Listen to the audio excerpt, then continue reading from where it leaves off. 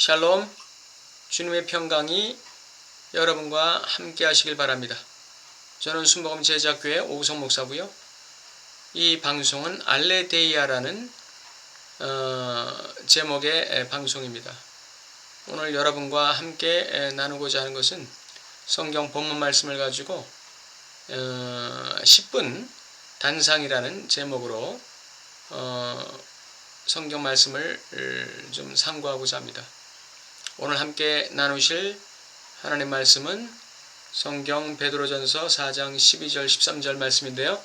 사랑하는 자들아, 너희를 연단하려고 오는 불시험을 이상한 일 당하는 것 같이 이상히 여기지 말고 오히려 너희가 그리스도의 고난에 참여하는 것으로 즐거워하라. 이는 그의 영광을 나타내실 때에 너희로 즐거워하고 기뻐하게 하려 함이라. 아멘. 여러분 가운데 크리스찬으로서 삶을 살아가는 데 있어서 이해할 수 없는 시험이나 어려움을 당하고 계신 분이 계신가요?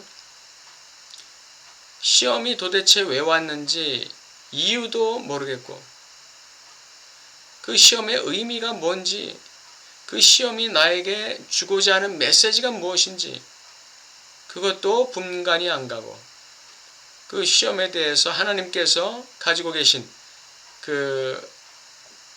나 자신을 향한 섭리, 그 목적은 또 뭔지 그게 깨달아지지 않는 그런 아주 답답함과 아주 애매모호함과 마치 모래사장에서 바늘 찾듯이 아주 군급한 그런 상황에 처해 계신 분이 계신가요?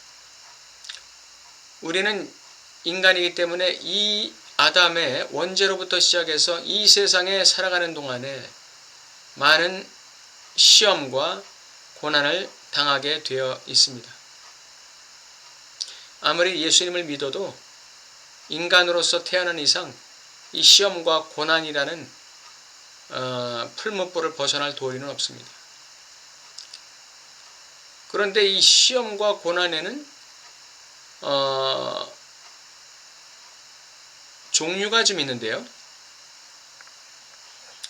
처음 것은 시험과 고난이 내게 왜 왔는지, 그 의미가 뭔지, 거기에 대한 하나님의 어떤 섭리나 목적이 뭔지 그걸 깨닫지 못하고 무작정 그냥 통과한 고난이 있어요. 무작정 벗어난 시험이 있어요. 어떤 방법을 통해서든 하여간 벗어났어요. 그런 종류의 시험과 고난은 그거를 그냥 생고생 혹은 개고생이라고 합니다. 이건 연단이 아니에요. 이거는 시련도 아니고 연단도 아니고 그냥 고생한 것 뿐이에요. 두 번째로는 우리에게 다가온 시험과 연단의 원인도 깨닫고 의미도 알고 그에 대한 하나님의 섭리도 분별한 그러한 시험이 있어요. 이걸 연단이라고 하는 것입니다. 이것은 우리의 신앙의 차원을 한 단계 높여주는, 고양시키는 그런 종류의 시험이고 그런 종류의 연단이죠.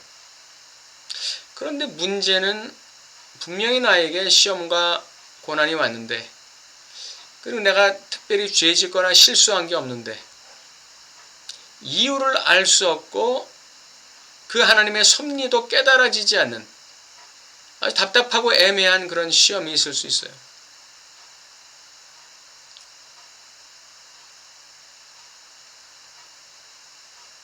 뭘 찾아야 되는데 찾을 수 없는, 내가 이걸 어디다 뒀지?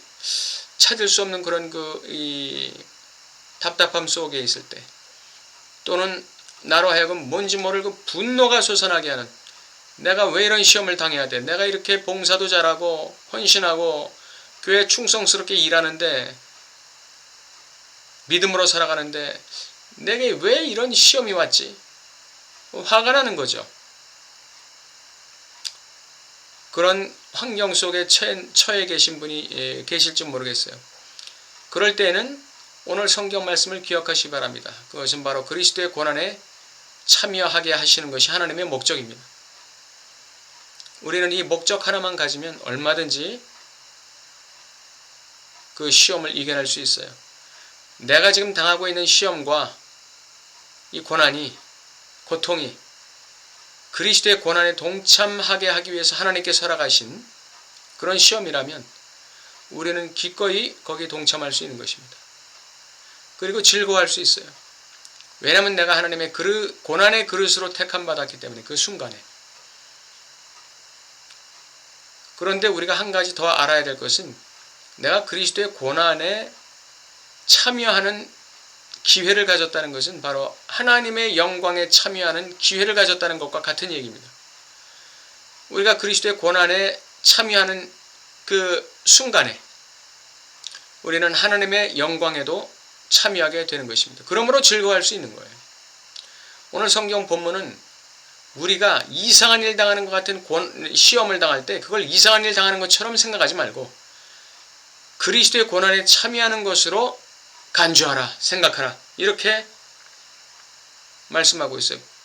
그러면서 즐거워하라고 말씀하고 있는 것입니다. 우리가 인간으로서 이 세상에 태어나서 여러 가지 즐거움이 있을 수 있어요. 뭐 권력을 얻었다, 뭐 명예를 얻었다, 돈을 벌었다, 무슨 뭐 사업이 잘 됐다, 무슨 시험에 합격했다, 여러 가지 즐거움의 대상이 있을 수 있지만 가장 고상한 즐거움은 우리가 하나님의 고난, 예수 그리스도의 고난에 참여했다는 그 자부심, 이것이 주는 즐거움, 이게 최고의 즐거움입니다. 이건 우리의 존재적인 즐거움이에요. 뭘 얻어서 즐거운 게 아니라 존재적인 즐거움인 것입니다. 왜냐하면 그 순간에 우리는 하나님의 영광에 함께 참여하고 있기 때문에 그렇습니다. 그러므로 오늘 그러한 알 수 없는 이상한 일 당하는 것 같은 고난을 당하고 시험을 당하고 계신 분들 소망을 가지시길 바랍니다. 그 순간은 여러분께서 그리스도의 고난에 참여하고 계신 순간이에요. 이 세상에는 하나님의 택하신 그릇 중에는 예수 그리스도의 고난의 그릇으로 택함받은 그런 사람들이 있어요. 이런 사람들은 신앙생활도 열심히고 정말 신실한 신앙과 신실한 삶을 살아가는 분들이지만 그런데 이상하게 이분들은 고생을 많이 해요. 삶 속에서 고생이 많아요. 고난도 많고 가족들로 인한 고난, 직장 문제로 인한 고난, 경제적인 문제로 인한 고난, 육체적인 고통으로 인한 고난, 예상치 못한 사고를 당하는 고난, 고난의 점철로 이어지는 삶을 사는 분들이 계십니다. 우리가 도저히 이해할 수 없는 것이죠. 왜 저 사람은 저렇게 고난이 많을까?